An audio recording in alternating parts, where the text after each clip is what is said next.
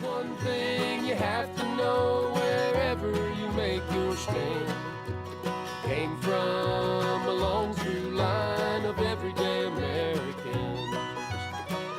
Welcome, everyday Americans. You've joined the Constitution Study, where we read and study the Constitution. We teach the rising generation to be free.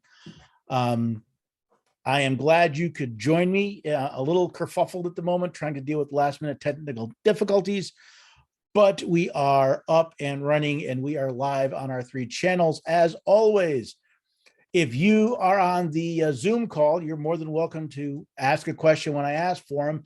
If you are on one of the live streams, YouTube, Rumble, Twitter, the website, put a comment in. I will be checking the comments. You can send me your questions there. I will do my absolute best to answer them. Let's see. We've got a couple. We got North Dakota in. We got Joey Roses in. That's me. Okay. Frequently, I'll come with kind of a kickoff question. Today, I'm coming with a couple of announcements. Now, I want to answer. Tunnel Lord asked a question.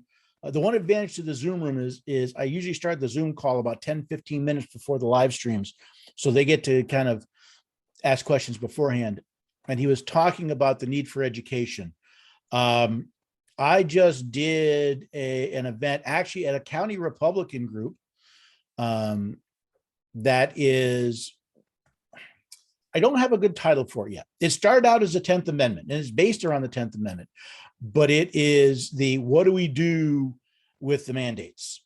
It's this idea that we are not subjects of government. We are its masters. Isn't it about time we start acting like it? That's nice. That's about 30 minutes plus with Q&A afterwards, about 30, 40 minutes with Q&A afterwards. So that, Tunnel, I said you had 2 answers. That's one of them. I've actually put that together. I've got another group that's trying to put together an event specifically around this idea of, especially with all these mandates, understanding not only that they're illegal, but what we can do about it. So that's going to be cool, and that may end up as an online event as well. I'm still pondering that, but I've got a couple of big announcements. I'm going to be in Tampa, November 9th and 10th. So if anybody is in the Tampa area, check the website constitutionstudy.com/tour. I will be doing my Knowing Your Rights tour with a couple of groups in and around the Tampa area. But I got some exciting news. I'm working on something new that you guys may be interested, especially Tunnel Lord when you're talking about education. I am planning in 2021 to do a full Constitution study, meaning going through every clause of the Declaration of Independence and the Constitution live, online, via Zoom, same routine, right? Read it, talk a little bit about maybe the history or explain a couple of the words, and then let's talk about it and debate it. This is going to be cool. Now, this is going to start off with the Bill of Rights. By the way, dates haven't been set, but my plan is to kind of start announcing it now. The official announcement is going to be November 1st that this is coming, and people can start registering for it then. Now, the way this will work is I will probably do maybe a 3-night Bill of Rights. This is going to take time. This is not a one-night event. This isn't a weekend event. This is going to be a long-term event, probably several months. That's why I haven't worked out the schedule. I'm thinking maybe, one night a week, maybe a couple of different time zone frames to deal with different time zones. But you can sign up. Starting November 1st, you'll be able to sign up for the Bill of Rights absolutely free. So I'm going to do 3 nights of the Bill of Rights. We'll go through the preamble, each and every amendment, every clause. What does it mean? How do we understand it? How do we use it?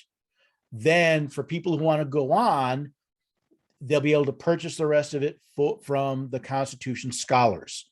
It will include access to the live classrooms. By the way, everything's recorded. So if you sign up for the free Bill of Rights, you'll be able to watch the recordings afterwards. There's no limit on that. If you sign up for the full the whole Constitution study, well, actually, back up a second. So the Bill of Rights, we're going to do the online class. I'm going to have recordings you can participate in. And I'm going to have a community group on Constitution Scholars just for the people who participated in the Bill of Rights 3-day study. I'm also going to give you a digital copy of my book, The Bill of Rights. So you'll have a book to deal with. You'll be able to join the live broadcast, and you'll be able to watch the recordings ad infinitum. All right. There's no time limit on. I'm not planning a time limit on how long you can watch the recordings. Still figuring that out, but that's the plan. The full Constitution study, I'm going to give you full access to all of the live Zoom meetings, recordings of all of the live Zoom meetings. I'm actually going to set up quizzes and tests so that you can actually get a certificate that says you've completed a Constitution study. So if you have a child that wants some extra credit, or maybe you're a homeschool parent and you're looking for a civics credit, that's going to be part of that. There's a whole bunch of stuff coming up. It will be announced November 1st on constitutionstudy.com/study. This, I think, is going to be kind of neat because I've had people ask me to do a Constitution study, and now it's going to be available online. And I'm thinking about throwing in some extra goodies in there as well for those who are interested. So that's kind of exciting. I'm still looking for dates for the Constitution, for the Knowing Your Rights tour. I did have somebody reach out with another possible location, still working out the details. Still want to come up north, probably in the springtime when the weather turns nice. But there's a lot going on and a lot that I've been working on. And hopefully this is the type of stuff that that you guys are interested in. That is, I know if you like the Q&As, hopefully you like the study because it's the same, it's a similar format. It's just instead of you guys just asking random questions, we'll be focusing on each clause of the Declaration of Independence and the Constitution. So with that, anybody here, if I can find there we go, view the live stream. All right, I'm ready for questions. If anybody's got questions, by all means, either in the Zoom call them out. If you're on one of the live streams, then please type them in the comments and let's get to the questions. Okay, let me just get my questions. Okay, so in Article 3, Section 2, Article 3, Section 2, it says the judicial power shall extend to all cases in law and equity arising under this Constitution. And I was wondering what law and equity, well, law is obvious, but what is equity? So law is crime. Equity is basically a civil case. Oh, right. Okay. So yeah, basically it's anything, it's a difference between someone charged with a crime. So for example, we talk about Title 18, Section 242, the crime of depriving someone of a right. That's a criminal case. That's a case under law.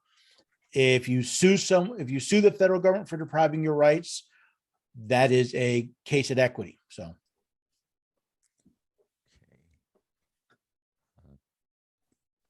Now, I don't know if anyone else has a question. Well, so far the questioners have been pretty quiet. I was hoping maybe I get a little bit of a attention. A couple people would pop up an idea here.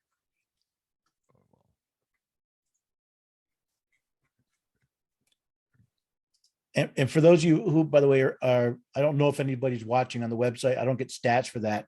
I did add the chat window to the main chat window to the website. So when people type in chats, it'll pop up on the website too, so you can follow. It doesn't do the Rumble, but does everybody else. So the question is, what are we talking about? Well, hello, Arizona. DJ, I was actually I almost ended up in Arizona next week, but that got let go. That was a whole nother question. Right now, I'm looking for questions. You got a question about the Constitution? Let her rip, and I'll do my best to answer it. So, Article 1, Section 8 says to provide for organizing, arming, and disciplining the militia and for governing such part of them as may be employed in the service of the United States, reserving to the states respectively the employment of the officers and the authority of training the militia according to the discipline prescribed by Congress. Right. So is that just like is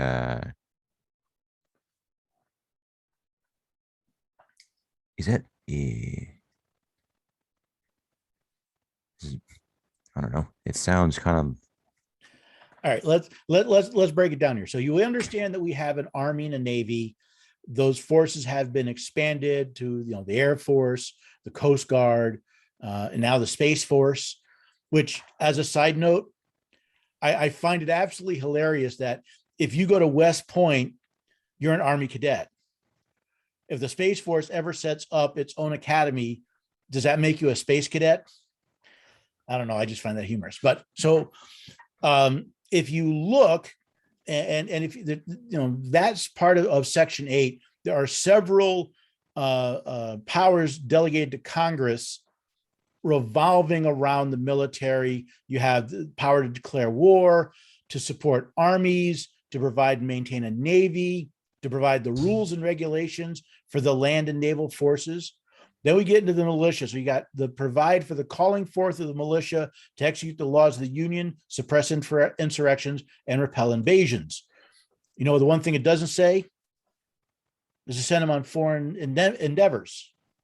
The militia belongs to the states, right? It's the state militia. So this whole idea of using the National Guard overseas constitutionally doesn't really hold water. But to get to the clause you're talking about, so it says to provide for organizing, arming, and disciplining the militia. So I'm here in Tennessee, Tunnel Road, Europe, and Idaho. We have our own state militias. Now they have to have an there's an organ. They say, well, the Congress has the ability to organize them. So actually Congress passed a law and said, okay, the National Guard and the Reserves are the organized militia, and they're going to be organized this way. They're under the Uniform Code of Military Justice. Here's how they're organized. They're armed. So the federal government can provide money for arming and disciplining the militia. And for governing them when they are in service to the United States. Very, very important to understand that until they are called up by Congress, the militia are not in service to the United States. They're in service to their state. This is very important for two reasons. One, the only time that federal law can be used to govern the militia, in other words, the only time they're under federal control is when they're called up by Congress, not by the president, right? Because just above that says Congress has the power to provide for calling forth the militia. Now, Congress likes to delegate their powers to the executive, but that ability to call forth the militia is restricted. And it also becomes important because the president is the commander, the chief of the militia only when they're in actual service to the United States. So the president is not the commander in chief of your local National Guard until they're called up to federal service. Right? Then you go on to say, but no matter what, so even though Congress can provide for the militia, they actually say can organize a militia, can arm the militia, can set rules for disciplining the militia, they cannot appoint officers for the militia.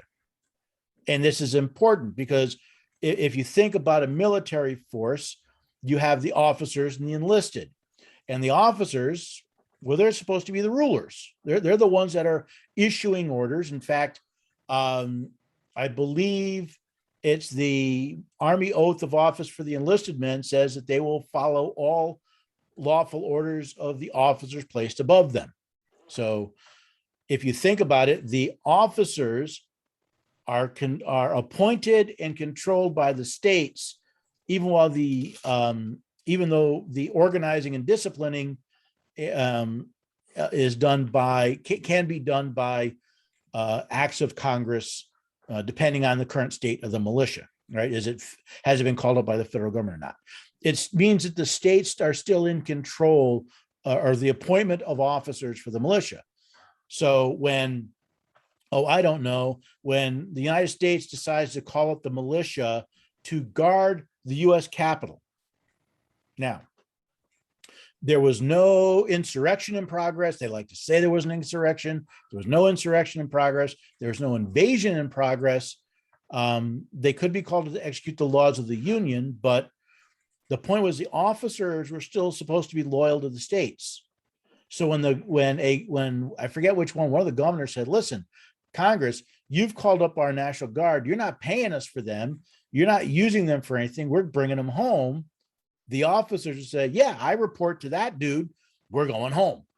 That was the idea, was to make sure that even if the militia were to be called into federal service, there still would be a control, a linkage back to their state that they were there to serve. Okay, well, that's pretty much I was looking for an explanation because there was I was just interested. Funny story though. I was reading some of Idaho's code, and it breaks down the militia into 3 different groups. The organized, unorganized, and then the National Guard. And I misread one of the codes or laws, and I thought for a second it said that pretty much all branches of the militia can be armed by the state. And I got really excited for a second because I'm like, oh, that means I can walk up to them and say, I'd like night vision. Thank you. Read it again.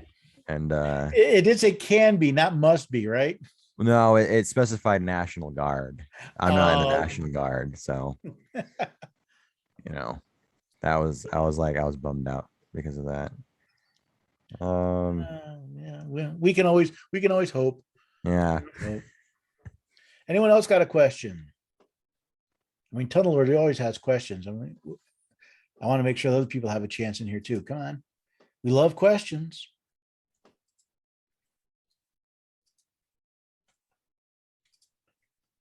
I got 3 people on YouTube. Nobody's got a question. So one of the goofy things about Rumble is when I set up the live stream, they want a kind of a pre-roll, kind of a up to 60-second video telling, announcing or something with that. And all I could think of to use was a scene from the original Star Trek with, the city on the edge of forever. A question.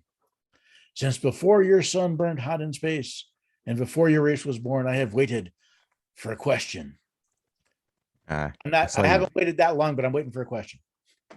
Yeah, I saw you upload on Gab TV. Oh yeah, I forgot to mention that. So I've added a Gab TV channel.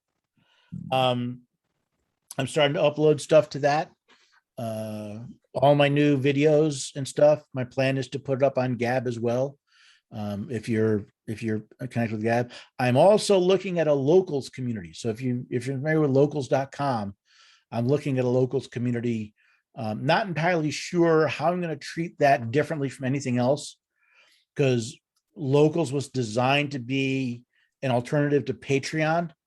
But I'm not quite sure. I haven't dug into all the functions and features yet to see what, if anything, I want to put behind a membership wall. So we'll see.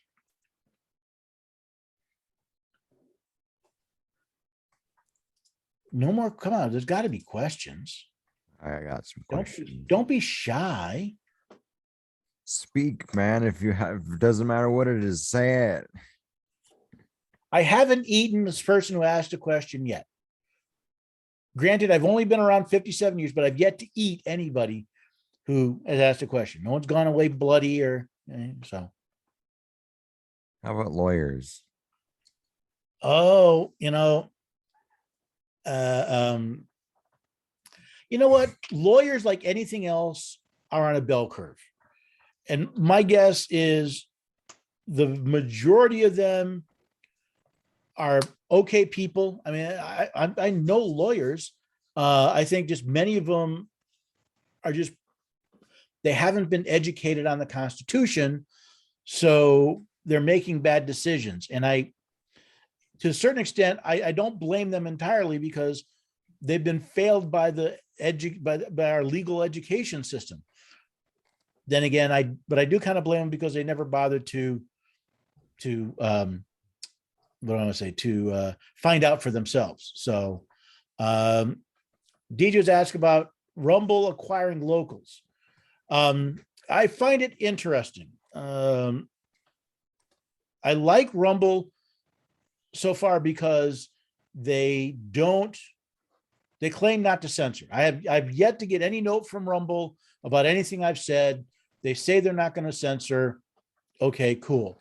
And their tools are a little behind. Actually, the biggest downside I have to Rumble is they don't have as much content. You know, sometimes my wife and I at night after, before we go to bed, we'll want to watch a couple of videos, and very few people that we watch are actually available on Rumble. And my other little thing is they don't have an Apple TV app, so I have to actually play it through my phone up on my Apple TV. A little bit more difficult, but I just started using their live stream. Their live stream has some interesting quirks. For one, I can't schedule a live stream more than a day ahead of time.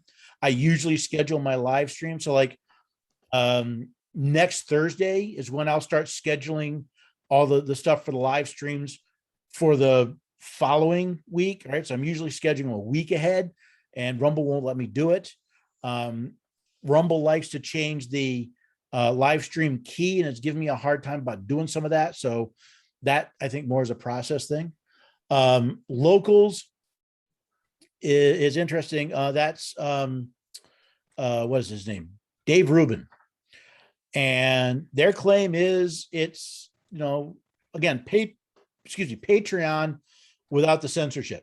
And they seem to have some very interesting tools. They have, yes, they have an app, an Android and an iOS app. They have direct messaging. They have, I've been doing video uploads to the community, trying to get some stuff put in place. They don't have a rich text editor, which would be nice, and they have a live stream.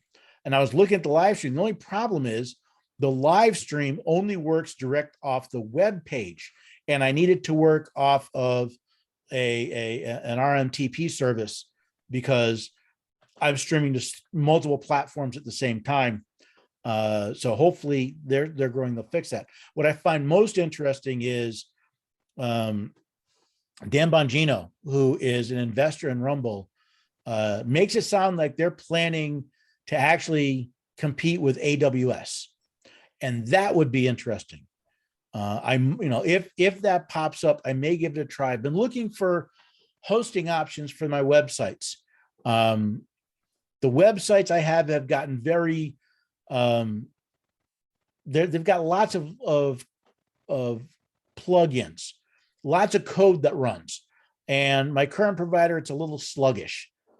And if my first reaction was, gee, I'd love to go something like AWS, but I don't trust Amazon to not, just shut my website down because they don't like it.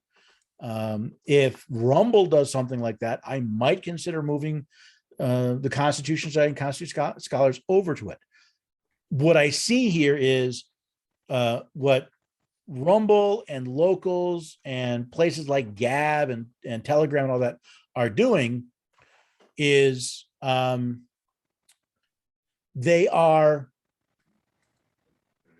saying they're giving us another option. Now that option is not as feature rich yet. It is not as widespread yet, but when they signed the Declaration of Independence, they ended with, and we pledge to each other our lives, our fortunes, and our sacred honor. And if we're going to hold that true, well, then that includes where we spend our money. Our fortunes are not just what money we have, it's where we spend it.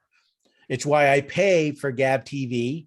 It's why I pay for Rumble live stream, because I don't want to be the product. They have to make their money somehow. I'm fine with that. I'm hoping that by not being dependent on other big tech companies, they can do what Parler was not able to, and that is avoid the shutdown. And sadly, once Parler got shut down, they never came back right.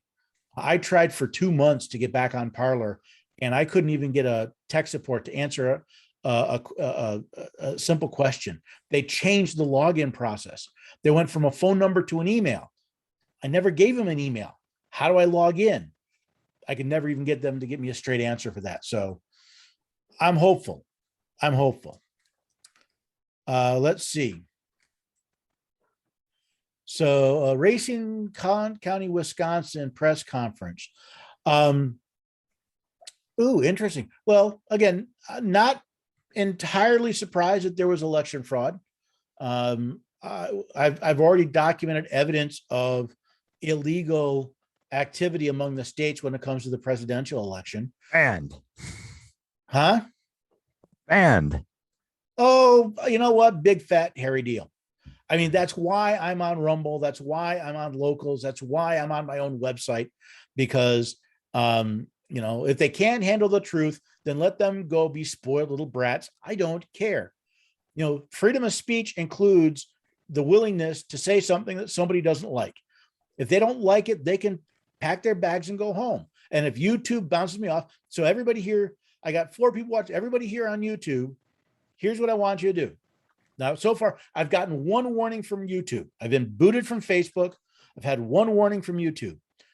Do me a favor, bookmark my website, constitutionstudy.com, because if YouTube bounces me, if they block me, you can still follow me on the website, constitutionstudy.com. I'm doing the live streams right there. In fact, you can go there now. I'm looking at the page, and not only does it have, can you watch the live stream, I have the chat from the main sites, Twitter and YouTube is up there as well. So, and I'm looking for more tools to help with that. If I can get on a more powerful system, I may even ditch those products for live streaming. I may try to live stream myself. I don't know. It's still something to work on, but it's, I am not surprised to find out. In fact, nowadays, I'd be surprised if they don't find fraud. If you've got 160 million people voting, you cannot tell me there isn't one person in that group that doesn't have a nefarious motive. I'm sorry, the odds are against you. So the question becomes, what are they doing to help prevent fraud in the future? Who knows? It'll be interesting. Who else? Who's got a question? Since before this live stream went live. Oh, I guess this is a good question. So I don't think anywhere in the U.S. Constitution did the states give the federal government authority over their state land. I haven't seen anything like that. No, but you're in the West, and what the West did is they sold their public land for entry into the Union. So yeah, if you don't know, the United States government owns most of the land in the Western U.S. I mean, ridiculous numbers, like 84% of Nevada, 75% of is it New Mexico? I don't know. It's huge percentages. And the way they did this was, I mean, this would make the Corleones proud. So you have a state that wants to enter the Union. The Constitution says Congress can allow states to enter the Union. So they do this through what's called an enabling act. Congress passes legislation that says, okay, state, you can join the Union. Now, in that enabling act, they added this little piece of language that says the state must basically turn over all public lands to the United States to be disposed of. And it sounds like, okay, the state will give the federal government the ability to dispose of its public land, right? Because it's going from a territory to a state to part of the United States. They bought it. It was a land grab. The federal government never bothered to dispose of the land for the states. So I do believe technically the United States is in default, of its duties, its responsibilities under these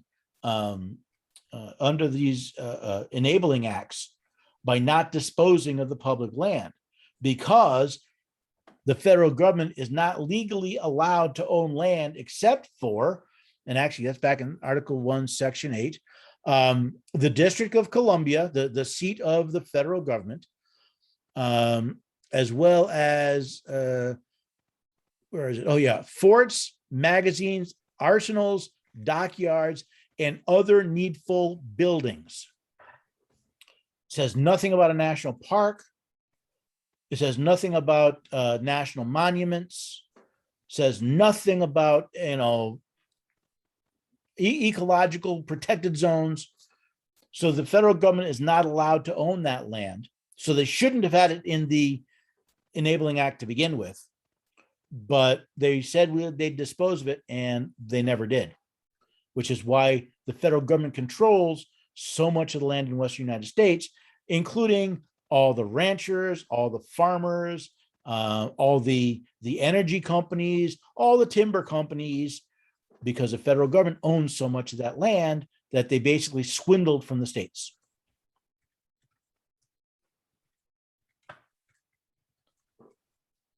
Any more questions? Lost a couple people on the Zoom call. Don't know what happened. Still got people on the YouTube. Hey, YouTube. I don't see any questions on Rumble.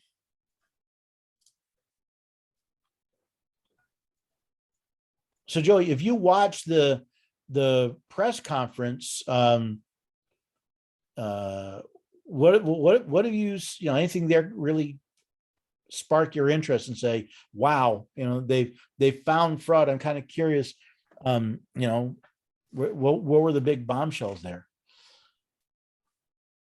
Of course, we've had big bombshells with our Attorney General weaponizing the Department of Justice against parents that don't like what the school board's doing, what their local school boards are doing. That's been fun. And it, again, I can't say that what they do surprises me. I just wish the American people would stand up and do something about it. We keep sitting back and waiting for someone else to protect us, to protect our rights. In fact, the other one I heard was, I believe it was the governor of Alabama issued an executive order forbidding state agencies from, how'd she put it? Not enforcing federal mandates, participating in federal vaccine mandates, participating in federal vaccine mandates. She basically said, no, you can't do this here. Now, she said, you can't use us to do it, which is a very interesting point. But which is, to me, a step in the right direction, right? First, you tell them you can't use us to do it. Then maybe you stand up and say, no, we didn't authorize this. You can't legally do it. There was a couple examples. That was one. There was a county, where was it? Elkhart, Indiana, a county that actually turned down federal money. They turned down a federal bribe because in the grant that the federal government wanted to offer them to, help healthcare for the poor and indigent, was a requirement that the county basically enforce federal mandates. And the county looked at it and says, no, the price tag of this free money is too high. That was nice to see. And then my personal favorite, the UN. You remember this past winter, Texas had all that problem with, with the energy grid the electrical grid, and the UN basically was some conference or report or something and said, Texas, you need to go green. You need to do this. You need to do that. And Governor Abbott tweeted back to them, and his exact words were, Texas to the UN, pound sand. I love it.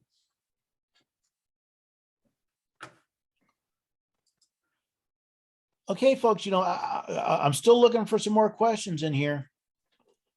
There are no, there's only two stupid questions in the world. One of them is the question you don't ask. The other one's the one you ask 3 times. But if you've got a question, please ask it. I'd love the chance to answer it.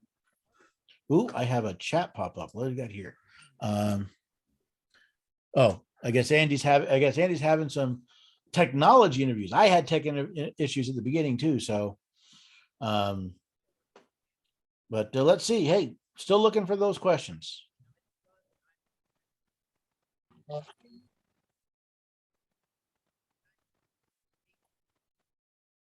Awful quiet. Come on, nobody on YouTube. DJ, Joey, North Dakota.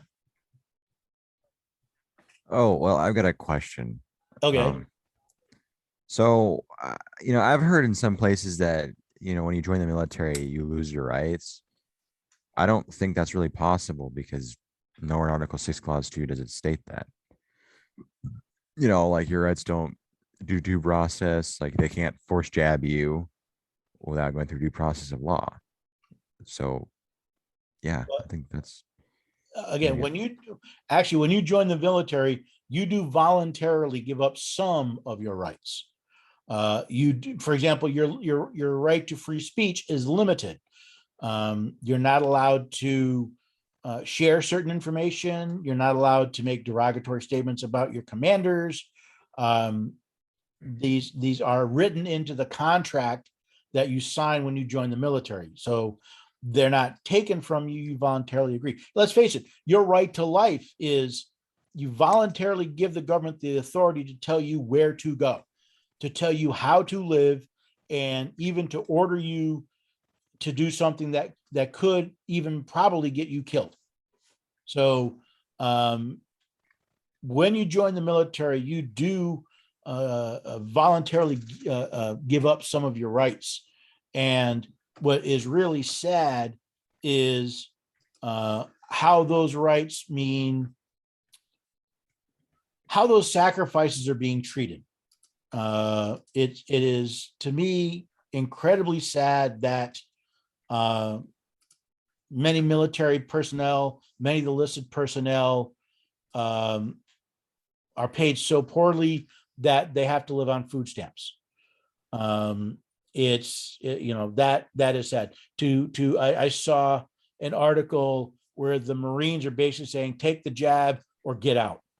To look at such groups that are so devoted to honor and service and duty to be treated in such a way, to me, really says a lot about the state of our nation and the lack of respect that leadership in the military is treating the military.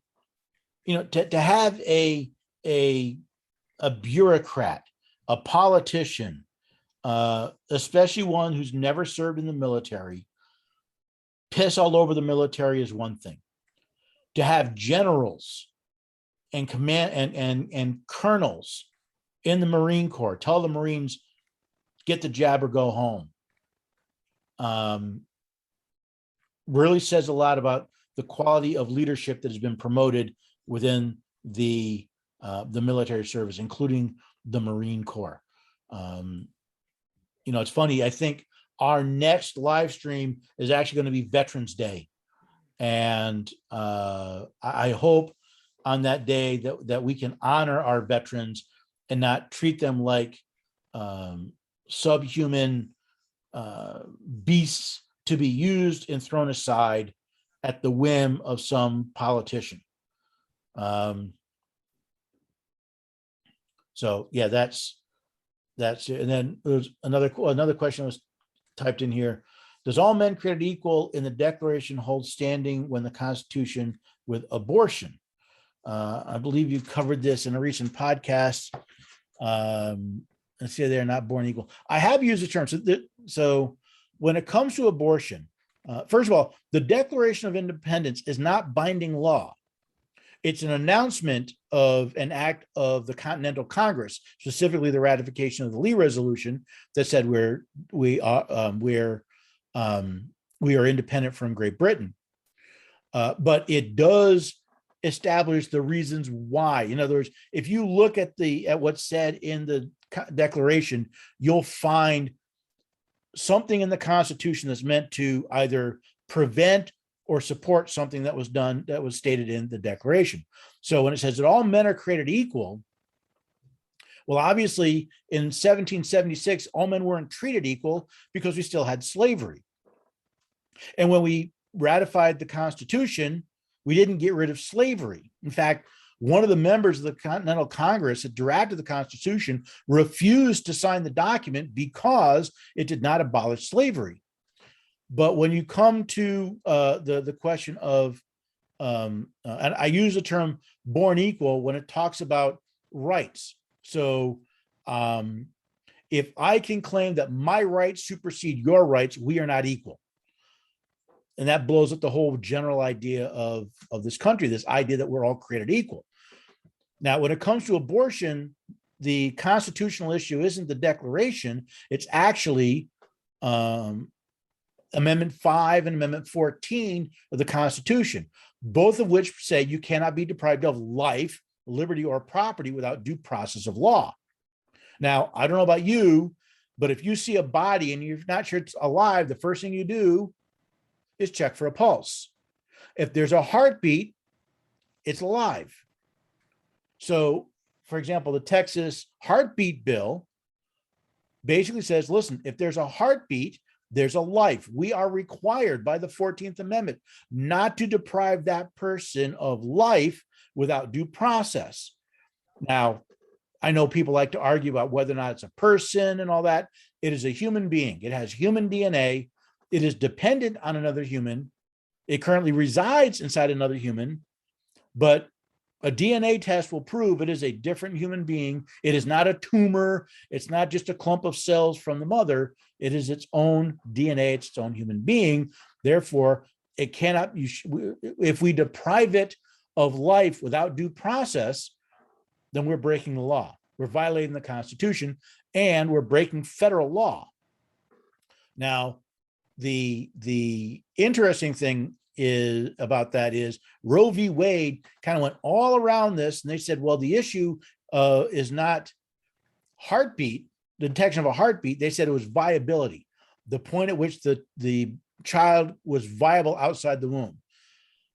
This has become interesting because as medical science has improved, the time of viability has gone earlier and earlier, but they completely ignored this whole sense of the presence of life.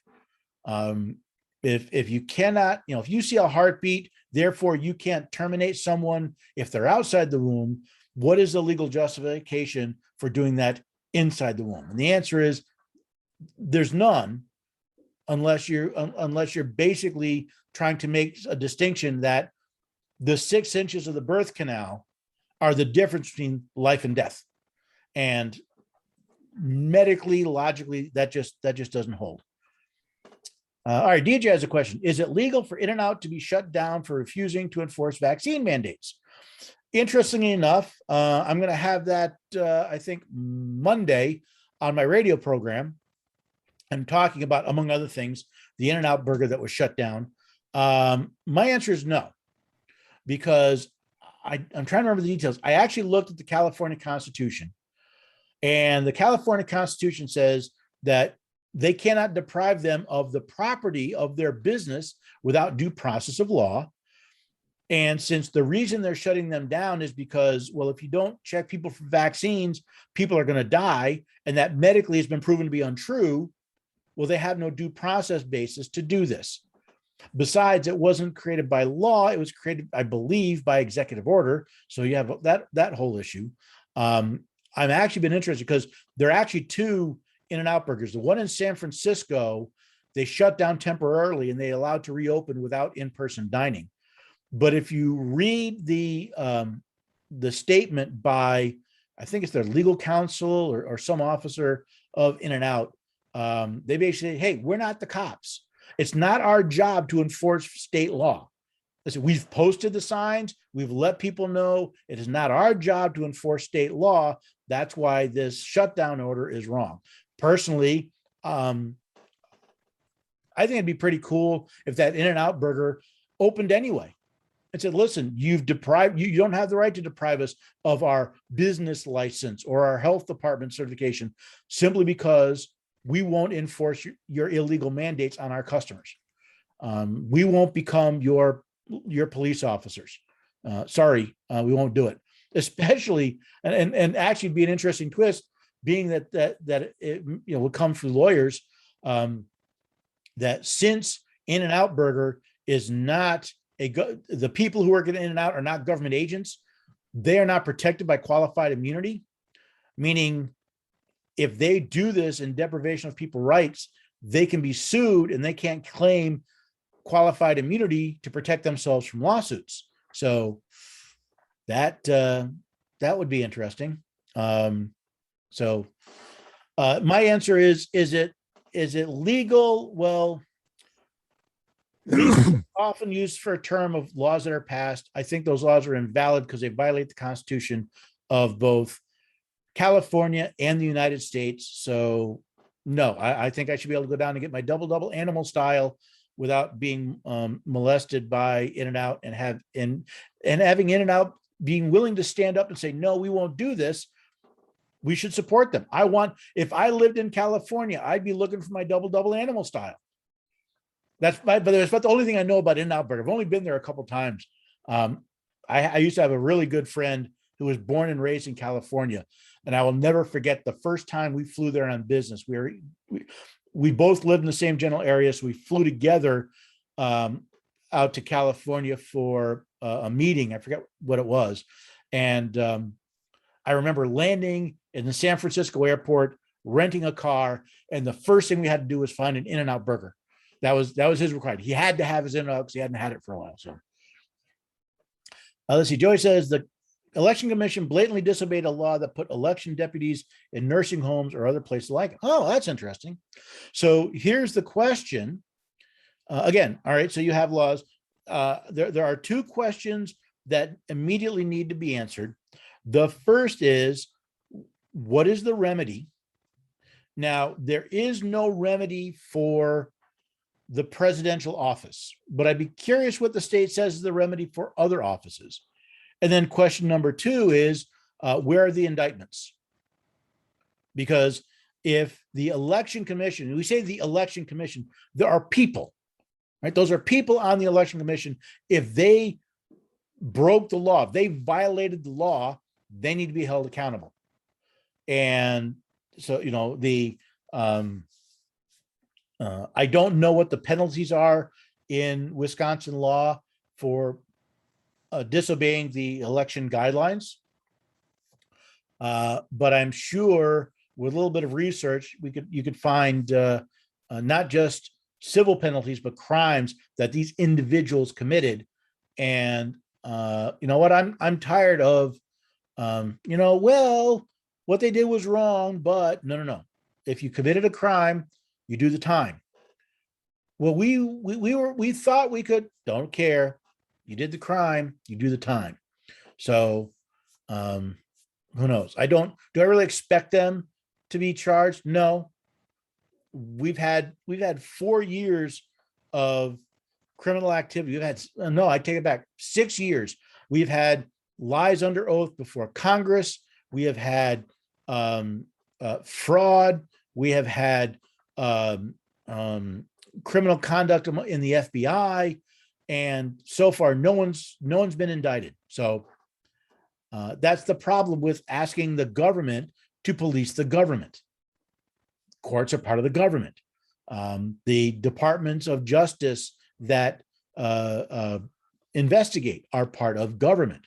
That's why we need to hold those people accountable and stop waiting for someone else to do it for us. Okay, so more questions.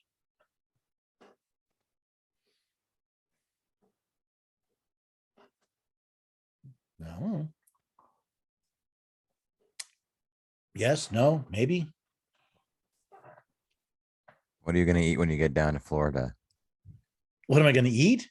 Yeah, it's Florida. I don't know. I'll find something good. You know what I'm looking for? I'm looking for something. I'm actually considering selling these on the website. Big old fat banner that says, "We respect your rights. No mask, no vaccine, no problem." I see that sign in a restaurant. That's where I'm going to eat.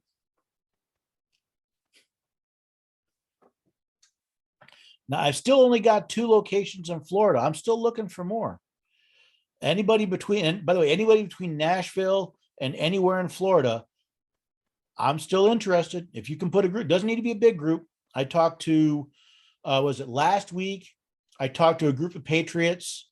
We had about 10, 12 people there, had a great time. Just this past Tuesday, I talked to a county Republican Party group and had a good time. Actually, that was a great time because it started out with everybody, they were answering my questions and my callbacks and all of that. And by the end, I had everybody kind of not quite slack jawed, but this look in their eyes of, oh crap, what do we do now? Do I think Virginia? How do I think Virginia will vote in the gubernatorial race? I don't try to predict what people do. Let's face it. Was it Northern Virginia is basically just a suburb of DC. It's the swamp. It's got, and it's interesting. It's got I think it's got like 1 or 2 of the richest counties in the country are in Northern Virginia, right outside of DC. I think there are a lot of people who, I think Terry McAuliffe really stepped in it when he said that parents don't have the right to have a say in what their children get taught. I think that really aggravated people, especially after seeing what's been going down in Loudoun, Virginia. Oh my word! You talk about a haven of scum and villainy. Wow, the Loudoun School District is a disaster. So I think there's a lot of upset, but I also doubt that it's going to be a free and fair and open election. So I think how the people vote, I'm sure the people in Northern Virginia will vote for Terry McAuliffe. I think the southern and western parts of Virginia are more likely to vote for what's the other guy's name? Yannick or something like that. I'm drawing a blank. But I think there is going to be. I think if the election was actually audited, it would look more like Georgia in 2020. I'm fully expecting fraud. That if it was audited, there'd be fraud on a massive scale. I think if they audited the California recall election, they would find fraud on a massive scale. Now, that's my opinion. I haven't had any proof, but and to be blunt, if you're hoping that the Virginia governor is going to fix the problems in Virginia, you're hoping in a pipe dream. Now, I'm not saying the governor can't make things better or worse, but let's face it, they're a politician, which means they're lying when their lips are moving. It means that they're going to be bound to a political party, and they're going to be driven in large part by party politics. That's just the way things are nowadays, and I doubt anyone have asked either of those candidates and gotten a decent answer to a simple question. Show me where you have fulfilled your oath to support the Constitution of the United States and of Virginia when it was difficult to do so. I don't mean give me a party platform. Don't hide behind rhetoric. Don't tell me about your NRA rating. Show me where you refused to vote for legislation because some part of it was unconstitutional. Where you signed legislation that was unpopular because it was constitutional, it was and fulfilled some constitutional duty that you were required to fulfill. Show me. If you can't do that, I don't think either candidate is worthy of the office. because we don't vet candidates based on their fidelity to their oath of the Constitution. We vet them primarily on political party. And after that, personality. And if you like the person, they're great. If you dislike the person, they're the next worst thing since Satan. I mean, it's the nature of the beast. So it would be nice if Virginia, I think it'd be better for the people of Virginia if Terry McAuliffe lost. But I'm not going to be at all surprised to wake up in a week and a half, a week, something like that, and find out that Terry McAuliffe won, and possibly even won by a decent margin. People are fickle. More questions?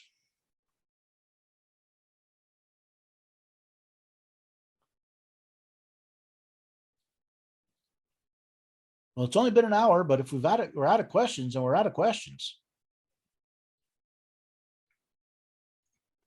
Yeah, I've asked all my questions. Yeah. So just to recap, yes, I'm still going to Florida. I'm hopefully possibly be going to Northern California. I'm trying to work that deal out right now. And November 1st, if you're not signed up for the newsletter, the announcement will come out in the newsletter. November 1st, I'll be announcing the online Constitution study. All the details will be available at constitutionstudy.com/study Monday, November 1st. I'll be talking about it in the newsletter and a couple other things that are going on in the newsletter. By the way, newsletter is absolutely free. And by the way, if you're worried about YouTube or any of these platforms censoring my material, if you sign up for the newsletter, there's a checkbox, and I will send you my articles and the videos when they publish direct to your email. Don't worry about YouTube or anybody getting in the way. So if that's it, if we got no more questions, I suppose we'll call it a night. Thanks, everyone. We had a turnout. It was better the last couple of events. I'm hoping to generate more. So if you got some ideas, please let me know. I've been all about getting the word out and spreading the news. That's why, again, I started Gab, I started Locals.